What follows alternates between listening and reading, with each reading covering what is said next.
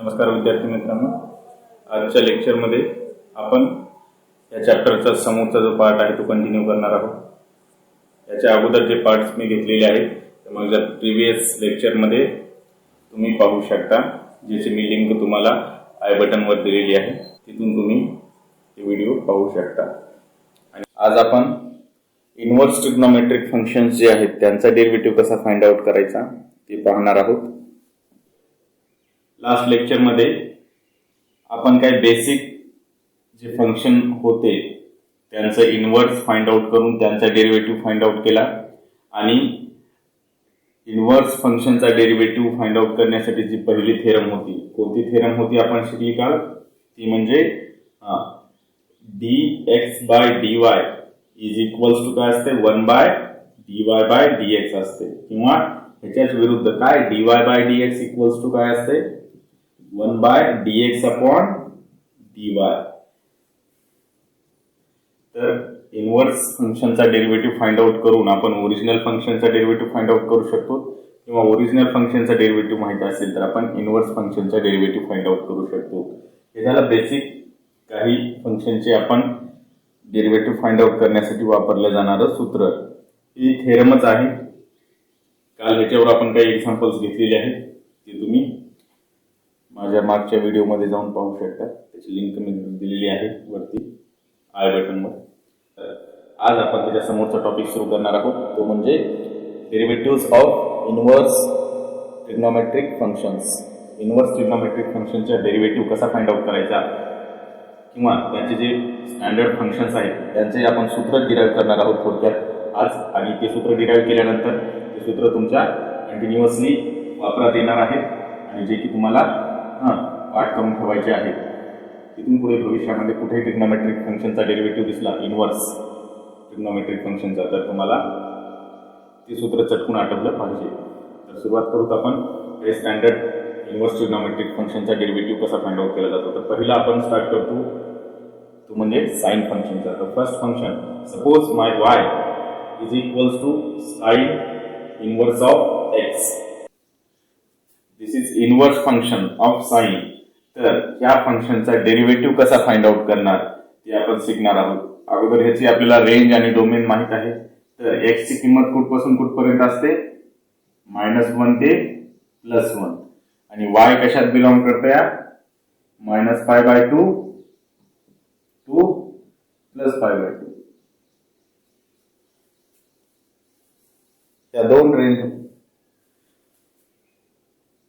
मध्ये म्हणजे -π/2 टू +π/2 मध्ये तुमच्या y च्या किमती असतात, आणि x च्या किमती -1 टू +1 मध्ये असतात. तर आपल्याला या फंक्शनचा डेरिव्हेटिव्ह फाइंड आउट करायचा आहे. आपण सुरुवातीला काय करतो, इथे इनव्हर्स फंक्शन आहे, आपल्याला ऍक्च्युअली काय पाहिजे? dy by dx पाहिजे. पण तुम्हाला डायरेक्टली आतापर्यंत साइन इनव्हर्स x चा डेरिव्हेटिव्ह कुठंच फाइंड आउट केलेला नाही, किंवा तुमच्या आतापर्यंत कुठंच निदर्शनात आलेला नाही. तर आपल्याला काय करावं लागणार? सुरुवातीला ह्या फंक्शनचं काय इनव्हर्स फाइंड आउट करावं लागणार, आणि त्याचा डेरिव्हेटिव्ह फाइंड आउट केल्यानंतर आपण काय सूत्र वापरू शकतो? कालच्या थेरम नुसार 1 by dy by dx ला काय म्हणू शकतो? dx by dy. तर अगोदर ही क्वांटिटी फाइंड आउट करून घ्यायची, म्हणजे आपल्याला dy by dx मिळून जाईल. तर सुरुवातीला तुम्हाला dx by dy find out करायचे. म्हणजे काय? तुमचं जे x आहे ते डिपेंडंट व्हेरिएबल झालं पाहिजे y वरती. म्हणजे इथे काय कन्व्हर्जन करावं लागणार तुम्हाला? dx by dy find out करण्यासाठी तुम्हाला x ची किंमत सुरुवातीला फाइंड आउट करावं लागणार. तर x ची किंमत कशी फाइंड आउट करणार? तुम्हाला माहित आहे y equals to sine inverse of x असेल तर x इक्वल्स टू काय होणार? साइन इकडे जाणार, म्हणजे इनव्हर्स असेल तर काय? ओरिजिनल फंक्शन होणार. देअरफॉर x इक्वल्स टू काय होणार माझं? Sine of y. आणि ह्या साइनला इकडे जर पाठवलं तर y equals to sine inverse of x. हे तुम्हाला माहित आहे. 1, 1 आणि ऑन टू फंक्शन्स असतात या रेंज मध्ये, त्यामुळे त्याचे इनव्हर्स फाइंड आउट करता येते. तर x equals to sine of y तुम्हाला फंक्शन मिळालेलं आहे. आता काय करा? Differentiate with respect to y. Differentiate with respect to y सोबत जर त्याला तुम्ही डिफरन्शिएट कराल तर तुम्हाला काय मिळणार? Therefore differentiate x with respect to y. Therefore, x with respect to y dx by dy is equals to sin of y. Sin of y चा डेरिव्हेटिव्ह काय निघणार? sin x चा डेरिव्हेटिव्ह काय असतो? cos x. पण इथे cos x नाही cos y आहे. Therefore, cos sin y चा डेरिव्हेटिव्ह cos y आणि y सोबत डिफरन्शिएट करायला म्हणून into dy by dy लिहिण्याची जरूरत नाही, ते एकच येते. तर cos y sin y चा डेरिव्हेटिव्ह cos y आहे. इथपर्यंत समजलं? हा, ठीक आहे. तर ह्या cos y ला मी थोडं मॉडिफाईड करतो. का? तर आपलं जे डिपेंडंट व्हेरिएबल आहे y त्याला आपल्याला x च्या फॉर्म मध्ये आणायचं आहे. तर सुरुवातीला मी cos ला काय करणार? cos y ला मी असं लिहू शकतो cos स्क्वेअर y. cos ला स्क्वेअर केला आणि त्याचा स्क्वेअर रूट घेतला. तर स्क्वेअर आणि स्क्वेअर रूट कॅन्सल होणार, म्हणजे हीच टर्म मला परत मिळणार. समजलं? cos y चा मी काय केला? स्क्वेअर केला आणि त्याला स्क्वेअर रूट मध्ये टाकलं. तर स्क्वेअर रूट आणि स्क्वेअर एकमेकाला कॅन्सल होणार. बाहेर कोणती क्वांटिटी येणार? cos y क्वांटिटी येणार. बरोबर आहे? आणि जेव्हा आपण स्क्वेअर रूट यूज करतो त्यावेळेस काय प्लस मायनस टर्म्स यूज करतो सुरुवातीला. तर cos y ला मी काय लिहू शकतो? Plus or minus under root cos square y. समजलंय? स्क्वेअर आणि स्क्वेअर रूट कॅन्सल आउट होणार, ओरिजिनल तुम्हाला प्रोसेस मिळणार. हा, तर आता बघा समोर काय करतो मी? Plus or minus as it is under root cos square y ला काय लिहू शकता तुम्ही? 1 मायनस साइन स्क्वेअर y लिहू शकता. Why? Because it's a trigonometric identity. Cos square theta plus sin square theta is equals to 1 असतं यार. Therefore, cos square theta ला मी काय लिहू शकतो? 1 minus sin square theta लिहू शकतो. थीटाच्या जागेवर इथे y आहे. Which is equals to plus or minus under root 1 minus sin square of y. बरोबर आहे? पण sin y याची किंमत किती आहे? x आहे. sin y ला मी x लिहू शकतो. तर sin y च्या जागेवर काय ठेवा? x ठेवा. म्हणजे काय होणार? 1 मायनस sin y च्या जागेवर x आणि त्याचा काय आहे? स्क्वेअर आहे. Therefore 1 minus x square. मी असं मॉडिफाईड करू शकतो. sin y च्या जागेवर x ठेवलं तर sin y चा स्क्वेअर आहे म्हणून x चा स्क्वेअर होणार. 1 मायनस x स्क्वेअर. इथपर्यंत तुम्हाला समजलंय? हा, ठीक आहे. सेकंड थिंग बघा, आपली ही जी किंमत आहे 1 मायनस x स्क्वेअर, ह्या किमतीला प्लस साइन येईल का मायनस साइन येईल बाहेर, हे कसं डिसाइड करणार आपण? तर आपली जी रेंज आहे दिलेली त्याच्यामध्ये आपलं जे आउटपुट आहे त्या आउटपुट मध्ये ही एक जे एक्सप्रेशन आहे याची किंमत काय येत आहे ते आपण एकदा क्रॉस चेक करू. बघा, आपलं जे फंक्शन आलेलं आहे cos y, तर cos y लाच आपण हे मॉडिफाईड केलेलं आहे. तर cos y plus y by 2 minus pi by 2 ते प्लस पाय बाय 2 ह्या रेंज मध्ये पॉझिटिव्ह राहते का निगेटिव्ह राहते ते आपल्याला क्रॉस चेक करायचे. मायनस पाय बाय 2 ते प्लस पाय बाय 2 म्हणजे काय? मायनस पाय बाय 2 म्हणजे काय? हे मायनस पाय बाय 2 आणि हे प्लस पाय बाय 2. हे तुम्ही क्लॉकवाईज मोजला आणि हे अँटी क्लॉकवाईज झाला. तर इथून इथपर्यंत तुमचा जो कॉस थिटा असतो फर्स्ट आणि फोर्थ क्वाड्रंट मध्ये तुमचा कॉस थिटा कसा असतो? नेहमी पॉझिटिव्हच असतो. बघा, तुमची रेंज काय? मायनस पाय बाय 2 ते plus pi by 2. Minus pi by 2 ते प्लस पाय बाय 2 मध्ये आहे. आणि ह्या दोन्ही क्वाड्रंट मध्ये योगायोगाने आपला कॉस कसा असतो? पॉझिटिव्ह असतो. त्यामुळे आपल्याला निगेटिव्ह कन्सिडर करण्याची जरूरत नाही. वाटल्यास तुम्ही हे इथे मेन्शन करू शकता, because cos y is positive in minus pi by 2 to plus pi by 2. किंवा तुम्ही असं लिहा, क्वाड्रंट लिहा, in first and fourth quadrant.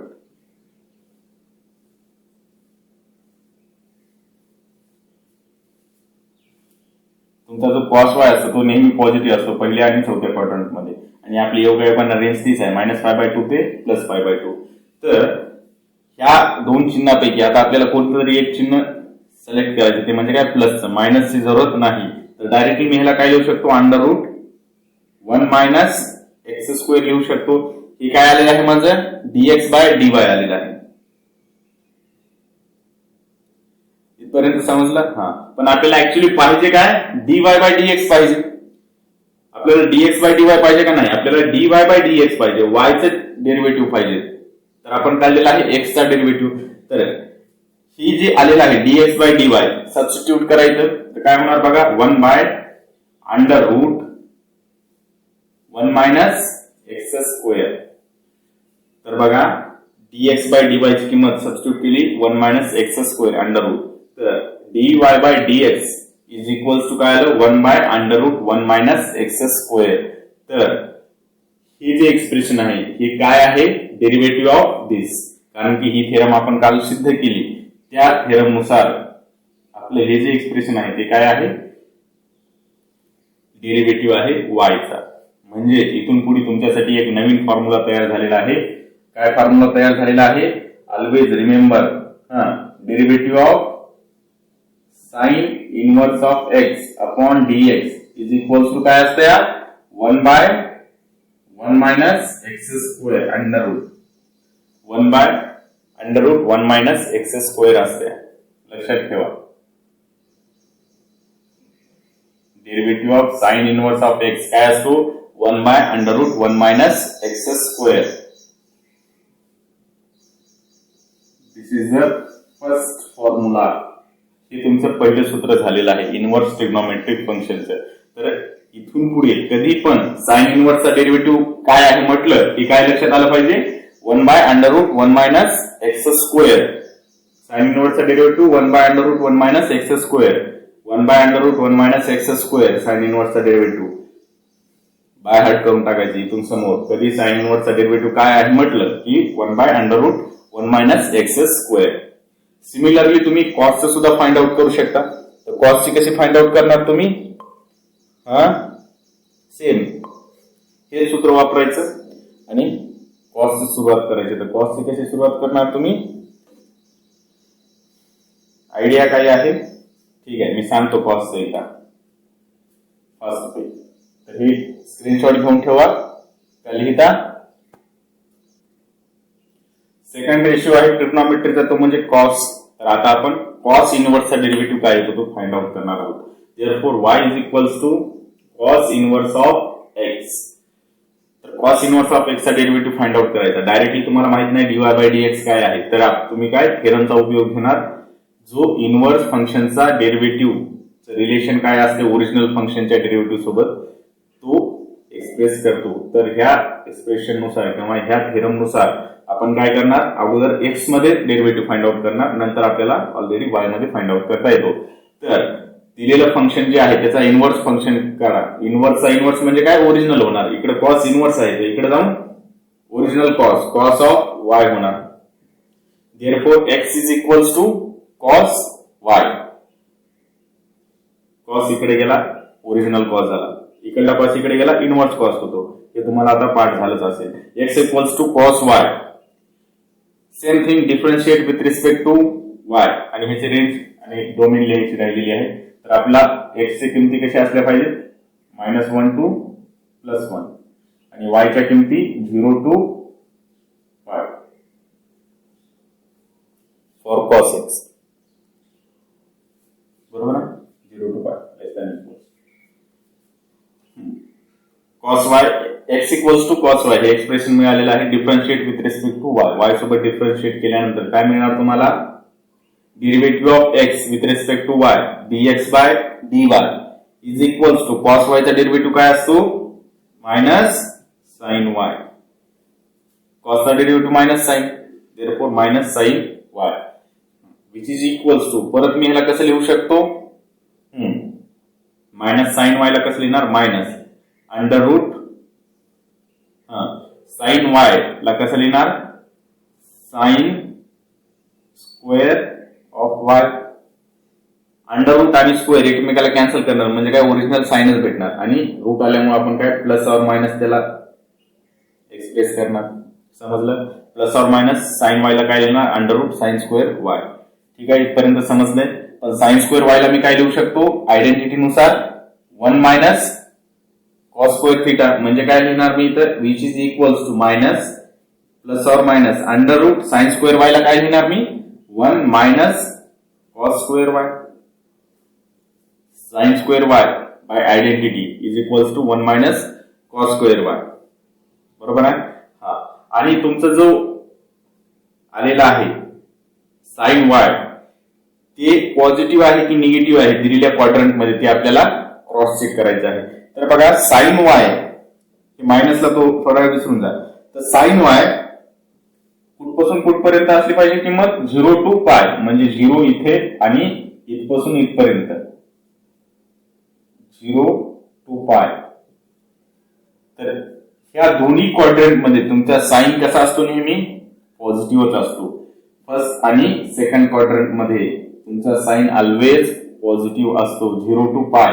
म्हणजे हे दोन क्वाड्रंट आले आणि ह्या दोन्ही क्वाड्रंट मध्ये तुमचा साइन कसा असतो ऑलवेज पॉझिटिव्ह असतो. म्हणजे इथून पुढे एक गोष्ट करायला मला हरकत नाही काय तर हा पॉझिटिव्हच लिहायचा निगेटिव्ह काढून टाकायचा. पॉझिटिव्ह असेल तर पॉझिटिव्ह लिहिण्याची जरूरत नसती कारण ते पॉझिटिव्ह असते. आणि 1 मायनस इथे काय लिहायचं sine y is positive in first and second quadrant.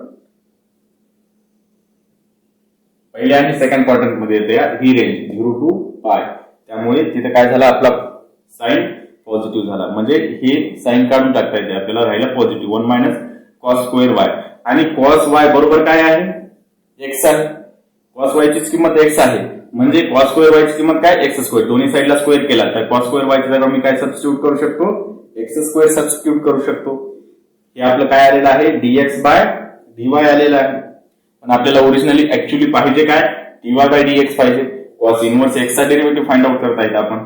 तर dy by dx equals to काय 1 बाय डीएक्स बाय डीवाय आहे. तर डीएक्स बाय डीवाय ची सबस्टिट्यूट करा किंमत 1 अपॉन डीएक्स बाय डीवाय काय आलेलं आहे मायनस अंडर रूट. हे मायनस सुरुवातीच आहे बरं त्या कॉसच्या डेरिव्हेटिव्ह मधलं. हे प्लस आणि मायनस मधलं मायनस निघून गेलेलं आहे त्या रेंजमुळे त्याच्या. पण हे मायनस इनिशियल पासून आहे त्याच्या डेरिव्हेटिव्ह पासून ते तसंच ठेवलेलं आहे मायनस 1 मायनस एक्स स्क्वेअर. म्हणजे त्याचा डेरिव्हेटिव्ह काय होणार हे मी खोडू इथे काढतो 0 to pi first and second quadrant which is equals to minus वर न्या minus 1 by under root 1 minus x square. तर समजलं. इथून पुढे कधी पण विचारलं what is the derivative of cos inverse of x तर काय चटकून म्हणायचं minus 1 by under root 1 minus x square. Cos inverse x चा derivative minus 1 upon under root 1 minus x square. Sine मध्ये काय होतं फक्त मायनस नव्हतं पण आता कॉस आलाय म्हणजे काय तिथं फक्त मायनस इंट्रोड्यूस झाले. साइन आणि कॉसचा सेम डेरिव्हेटिव्ह आहे फक्त साइन मध्ये चेंज आहे. कॉस मध्ये मायनस येतो आणि साइन मध्ये प्लस येतो. बाकी एक्सप्रेशन सारखंच आहे.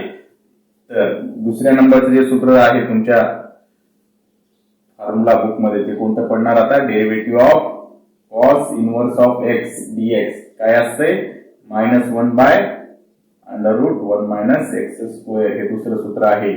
अशा प्रकारे आपल्याला 6 ला 6 रेशिओचे डेरिव्हेटिव्ह फाइंड आउट करून सूत्र तयार करायचे आहे. इथून पुढे ह्या सूत्राला कोणीच तुम्हाला सिद्धता देणार नाही.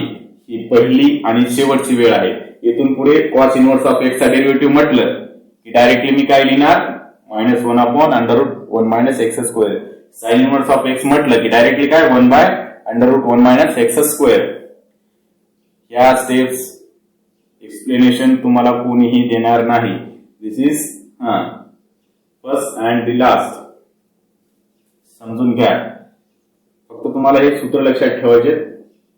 एक्सप्रेशन कसं आलेलं आहे ते तुम्हाला मी एक्सप्लेन करून सांगितलेलं आहे.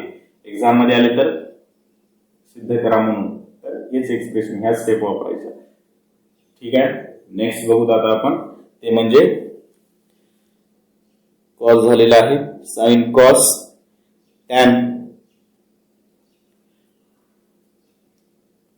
तर आता इथून पुढे जसं मी साइनचं घेतलं आणि कॉसचं घेतलंय तसं घेणार नाही. एकतर टॅनचं घेईल किंवा कॉटचं घेईल त्याच्यावरून तुम्हाला दुसरं डिराईव्ह करावं लागेल आणि सेक आणि कोसेक मधलं एक घेईल. म्हणजे सर्वांचे आता डायरेक्टली सूत्रच लिहून देणार आहे.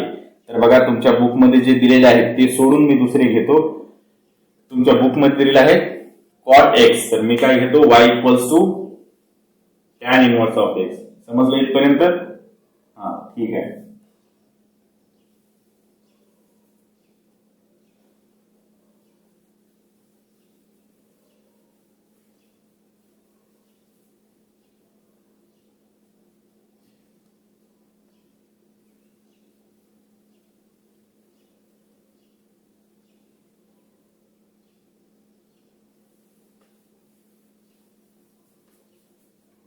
same format. My expression now instead of cos it's tan inverse of x. तर tan inverse of x चा डेरिव्हेटिव्ह कसा फाइंड आउट करायचा ते लक्ष द्या.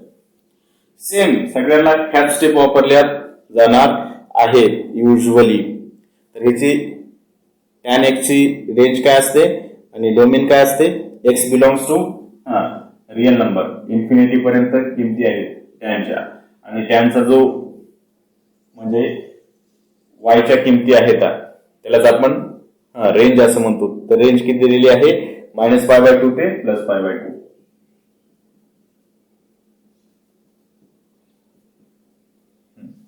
दिस is the domain that is the range.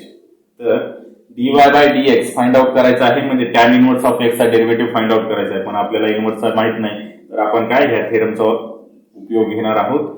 जे थेरम आपल्याला इनव्हर्स फंक्शनचा डेरिव्हेटिव्ह आणि ओरिजिनल फंक्शनचा डेरिव्हेटिव्ह यांच्यामध्ये रिलेशन काय आहे ते सिद्ध करून देते. तर ह्या एक्सप्रेशन नुसार आपण आता सुरुवात करणार आहोत. तर बघा सुरुवातीला काय तुम्हाला x च्या टर्म मध्ये कन्वर्ट करायचे. तर x च्या टर्म मध्ये कसं कन्वर्ट होणार. tan इनव्हर्स आहे तर इकडे जाऊन ओरिजिनल होणार. Therefore x is equals to tan of y. x is equals to tan of y. Differentiate with respect to y. तर x चा derivative with respect to y is dx/dy आणि tan y चा derivative tan x चा derivative काय असतो. पास sec square x असतो. tan x चा डेरिव्हेटिव्ह sec स्क्वेअर x असतो पण इथे y आहे म्हणून sec स्क्वेअर y होणार. समजलं. sec स्क्वेअर y ला मी कसं लिहिणार. एक आयडेंटिटी होती तुमच्या लहानपणी तुम्ही शिकली असताल जेव्हा तुम्ही जब मैं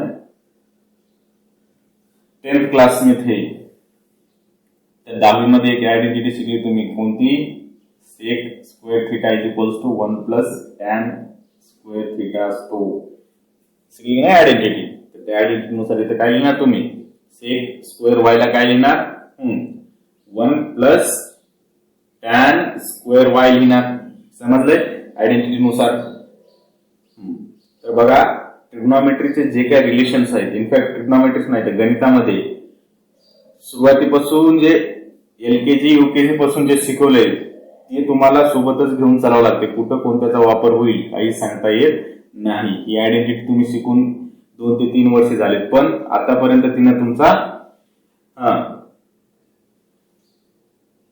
त्याला काय म्हणतात पिच्छा सोडलेला नाही.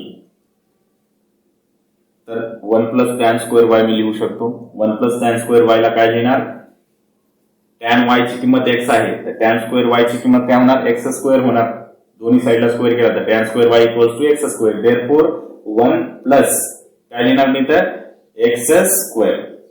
तर आपलं dx/dy काय आलेलं आहे 1 प्लस x स्क्वेअर. समजलंय. आपल्याला dx/dy पाहिजे होतं 1 प्लस x स्क्वेअर आहे 1 प्लस x स्क्वेअर मिळालेला आहे.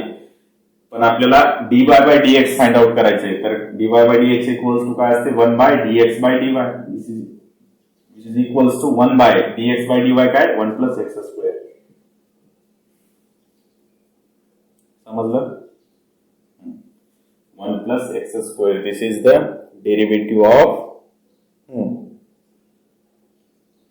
tan inverse x.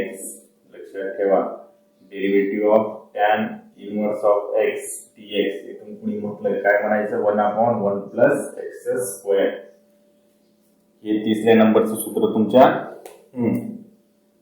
Formula book मध्ये ऍड झालेलं आहे. पहिलं साइन इनवर्स ऑफ x चा डेरिव्हेटिव्ह काय होता 1/√1 minus x square 1 plus x square. ह्या आयडेंटिटी नुसारच हे सूत्र तयार झालेले आहेत. म्हणजे काय 1 plus x square. x square काय आहे tan जर ठेवला तुम्ही त्याचा डेरिव्हेटिव्ह फाइंड आउट करू शकता. तिकडे साइन मध्ये सुद्धा साइन कॉसचं रिलेशन जे आहे ते 1 मायनस x स्क्वेअरच्या फॉर्मॅट मध्ये दर्शवलेलं आहे. तर थोडक्यात तुम्ही लक्षात ठेवायचं sine inverse of x equals to 1/√1 minus x square. कॉसचा काय तेच आहे फक्त मायनस लावायचं -1/√1 मायनस x स्क्वेअर. टॅनचा डेरिव्हेटिव्ह 1/1 प्लस x स्क्वेअर. तर कॉटचा डेरिव्हेटिव्ह काय असणार सांगा. सेम जसं कॉस मध्ये मायनस लावलं तसं इथं कॉट मध्ये काय करणार तुम्ही मायनस लावणार. तर हे झालं फर्स्ट. थर्ड सुरू आहे तरी आपण त्याला फर्स्टच म्हणत आहोत.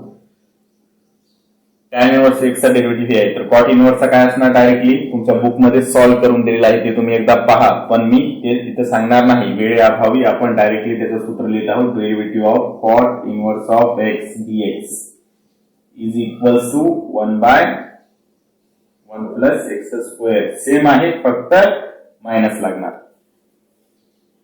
टॅन इनव्हर्स एक्स चा डेरिव्हेटिव्ह 1/1 प्लस एक्स स्क्वेअर आणि कॉट इनव्हर्स ऑफ एक्स चा derivative -1/1 plus x square. Same expression, फक्त साइन चेंज आहे. जसं साइन आणि कॉस मध्ये साइन चेंज, तसं टॅन आणि कॉट मध्ये साइन चेंज. आणि तुम्हाला युजली एक हिंट माहित आहे, जिथे जिथे सी असते ट्रिग्नोमेट्रिक रेशिओ मध्ये त्यांच्या सर्वांचा डेरिव्हेटिव्ह निगेटिव्हच असतो. कॉसचा डेरिव्हेटिव्ह मायनस साइन, कॉटचा derivative minus cosec square x आणि कोसेक स्क्वेअरचा derivative minus cosec x cos x. त्याचनुसार इथे सुद्धा जिथे जिथे सी आहे त्यांचा डेरिव्हेटिव्ह मायनस आहे. असो, तर हे तुम्हाला झाले बेसिक डेरिव्हेटिव्हचे एक्सप्रेशन टॅन आणि कॉटचं. आता आपण सेक आणि कोसेक या दोन्ही पैकी एक पाहणार आहोत आणि दुसरं डायरेक्टली मी असंच लिहून देणार आहे. हे तुमच्या बुकमध्ये सॉल्व्ह आहे. किंवा हे कसं करणार, same cot inverse of x cot y derivative minus cosec square x.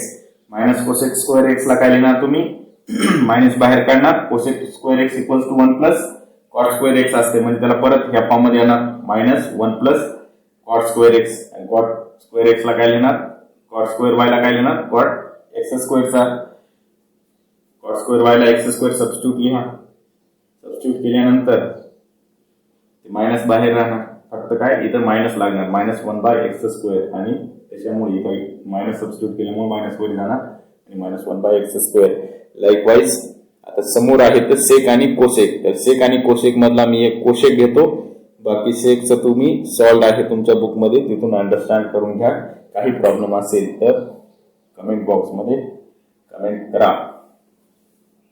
पुढे स्क्रीनशॉट घेतला असेल. Sec inverse of x, cosec inverse of x इकडे जाणार, ओरिजिनल फंक्शन तयार होणार. देअरफॉर कोसेक ऑफ वाय,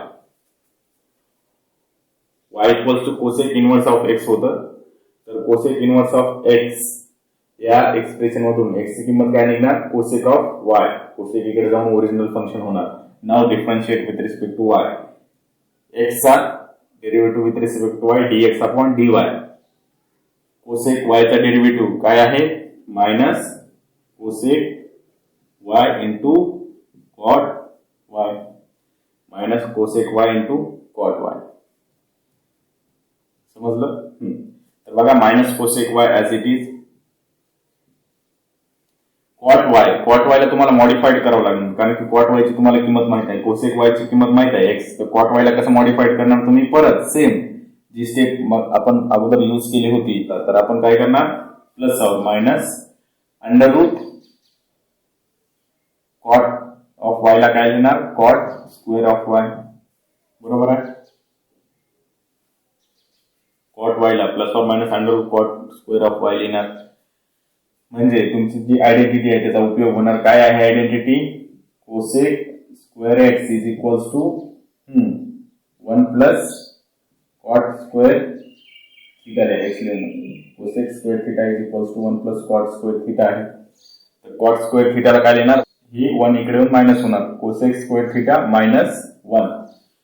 तर कॉट स्क्वेअर वाय ला काय लिहिणार, cosec square y -1 which is equals to minus cosec y plus और मायनस अंडर रूट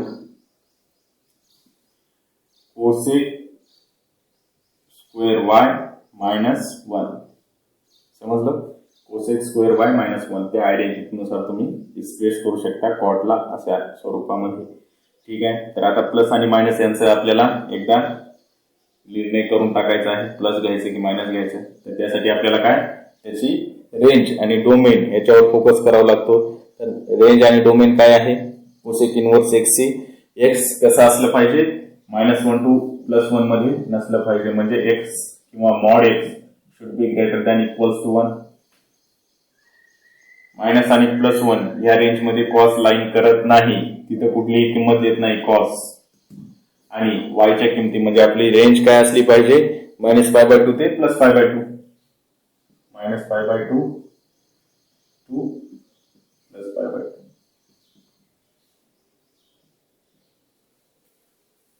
इथपर्यंत समजलेलं आहे. तर आता ह्या रेंजनुसार आपल्याला ठरवायचंय आपला कोसेक थिटा पॉझिटिव्ह आहे का निगेटिव्ह आहे. तर मायनस पाय बाय 2 ते प्लस पाय बाय 2 ह्या रेंजमध्ये काय होणार बघा. मायनस पाय बाय 2 ते प्लस पाय बाय 2. मग मी सांगितलं होतं कॉसच्या वेळेस मायनस पाय बाय 2 आहे आणि हे प्लस पाय बाय 2 आहे. समजलं इथपर्यंत. मायनस पाय बाय 2 आणि प्लस पाय बाय 2 इथून इथपर्यंत. तर जेव्हा तुमचा 0 to पाय मध्ये असेल तिथं काय तुमचा कोसेक पॉझिटिव्ह आहे म्हणजे काय पॉझिटिव्ह राहणार. हे पॉझिटिव्ह आणि हे सुद्धा पॉझिटिव्ह पॉझिटिव्ह पॉझिटिव्ह राहणार. हे मायनस थोड्या वेळासाठी विसरून जा. हे मायनस बाहेर ठेवा. पॉझिटिव्ह राहणार हा सुद्धा पॉझिटिव्ह राहणार म्हणजे फर्स्ट क्वाड्रंट मध्ये. सेकंड क्वाड्रंट मध्ये जर इथे असेल तर इथे कोसेक काय असतो निगेटिव्ह असतो. हा निगेटिव्ह आणि हा सुद्धा निगेटिव्ह म्हणजे हे पॉझिटिव्ह काढून टाकलं जेव्हा ह्या क्वाड्रंट मध्ये आहे हे निगेटिव्ह आणि ह्याची जी किंमत येईल ती सुद्धा काय निगेटिव्ह किंमत असणार. निगेटिव्ह निगेटिव्ह परत पॉझिटिव्ह होणार म्हणजे काय होणार थोडक्यात जर ह्या क्वाड्रंट मध्ये असेल तर दोन्ही पॉझिटिव्ह पॉझिटिव्ह पॉझिटिव्ह पॉझिटिव्ह होणार. ह्या क्वाड्रंट मध्ये असेल तर हा पण निगेटिव्ह आणि हा पण निगेटिव्ह निगेटिव्ह निगेटिव्ह परत पॉझिटिव्ह होणार. म्हणजे ह्या दोघांचा जर आपण स्टडी केली तर फर्स्ट क्वाड्रंट मध्ये असो वा फोर्थ क्वाड्रंट मध्ये असो या दोघांचं मल्टिप्लिकेशन आहे. फर्स्ट क्वाड्रंट मध्ये काय हा सुद्धा प्लस येतोय आणि हा सुद्धा प्लस येतो म्हणजे बघा व्यवस्थित समजून घ्या. कोसेक वाय फर्स्ट क्वाड्रंट मध्ये जर आपण कन्सिडर केला या क्वाड्रंट मध्ये असेल तर हा पॉझिटिव्ह येणार आणि ह्या दोन प्लस मायनस पैकी काय पॉझिटिव्ह राहणार म्हणजे इनफॅक्ट ते पॉझिटिव्ह पॉझिटिव्ह पॉझिटिव्ह येणार. जर मी ह्या क्वाड्रंट मध्ये कन्सिडर केला फोर्थ क्वाड्रंट मध्ये इथून इथपर्यंत तर काय होणार माझी कोसेक वाय ची किंमत काय येणार निगेटिव्ह येणार. हे निगेटिव्ह बाहेर आहे. कोसेक वाय ची किंमत निगेटिव्ह येणार आणि ह्या दोन साइन पैकी काय येणार परत इथं निगेटिव्ह येणार. निगेटिव्ह निगेटिव्ह बिकम्स मल्टिप्लिकेशन मध्ये पॉझिटिव्ह होणार. त्यामुळे काहीच फरक पडणार नाही आपला कोणत्याही क्वाड्रंट मध्ये असला दोन्ही पैकी तरी काही फरक पडणार नाही कारण की मल्टिप्लिकेशन आहे. दोन्ही एकदाच प्लस होत आहेत आणि दोन्ही एकदाच मायनस होत आहेत. हा प्लस मायनस जर झाले असते तर प्रॉब्लेम आला असता पण इथं प्लस मायनस होण्याचे काही चान्सेस नाही. देअरफॉर ऑलवेज हे कसं असतं पॉझिटिव्हच असतो हा पूर्ण गुणाकार विच इज इक्वल्स टू हे मायनस तर हे डेरिव्हेटिव्ह सोबत आहे ते बाहेरच राहणार equals to cosec y plus minus पैकी आताच आपण ठरविलं ते काय असणार काही असो प्लस राहणार म्हणून ते कन्सिडर करण्याची जरूरत नाही. प्लस किंवा मायनस ते प्लसच राहणार म्हणून प्लस कन्सिडर केल्यानंतर काय मिळणार cosec y plus cosec square y minus 1. Cosec y ची किंमत माहित आहे तुम्हाला x under root cosec square y minus 1. Cosec y x आहे तर कोसेक स्क्वेअर वाय काय होणार एक्स स्क्वेअर मायनस 1.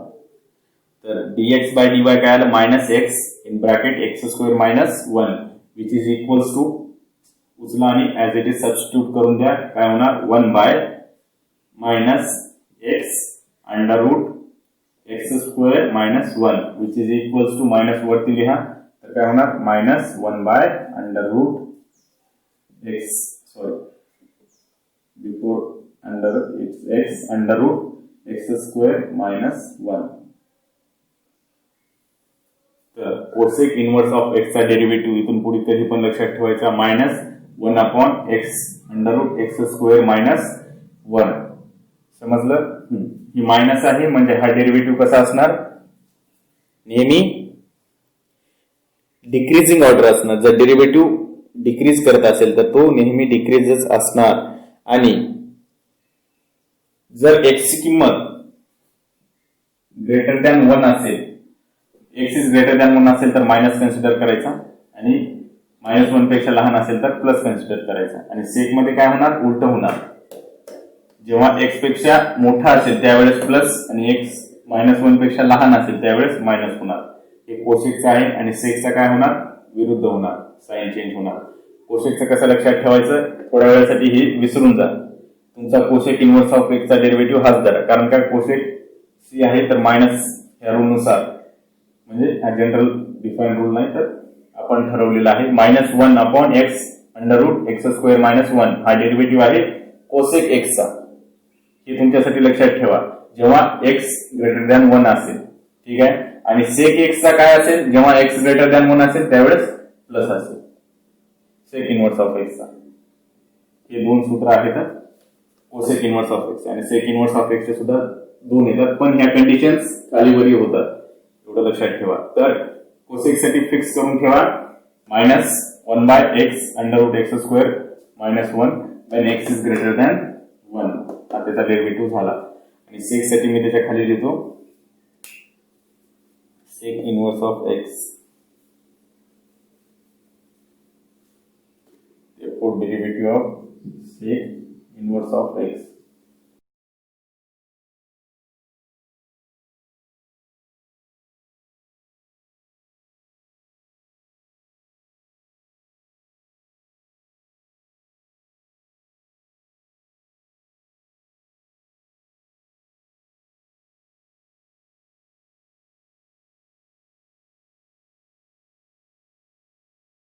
डेरिव्हेटिव्ह आहेत.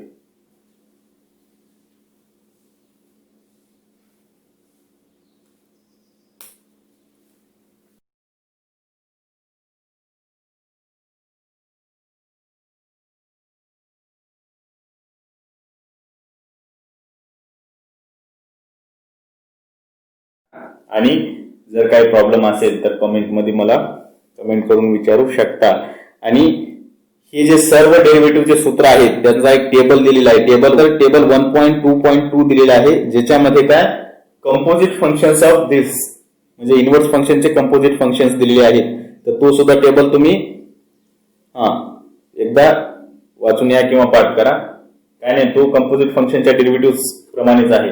बघा, जर एक्स असेल तर एक्सच्या फॉर्मॅटमध्ये, एफ ऑफ एक्स असेल तर काय करणार, तुम्हाला कंपोजिट फंक्शन मध्ये झालेलं आहे. एफ ऑफ एक्स असेल तर परत तुम्ही एक्सच्या जागेवर एफ ऑफ एक्स, एक्सच्या जागेवर एफ ऑफ एक्स आणि इंटू काय ते एफ ऑफ एक्सचा derivative F dash of x, हे तुम्हाला माहित आहे.